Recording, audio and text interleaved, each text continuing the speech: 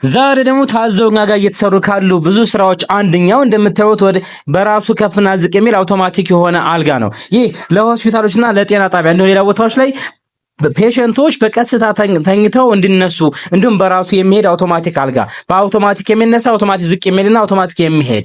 ስለዚህ ይህን አልጋ በዚህ መሰረት ለማዘዝ ለማስተካከል ፈልጋችሁ ወደኛ ብቅ በሉ ወደ መነሃል። ለበለጠ መረጃ 0989898006 መደወል ይችላልላችሁ። አለያም አዲስ አበባ ሀና ማርያም ገበያ ህንፃ አንደኛ ፎቅ ላይ ብቅ ማለት ይችላልላችሁ።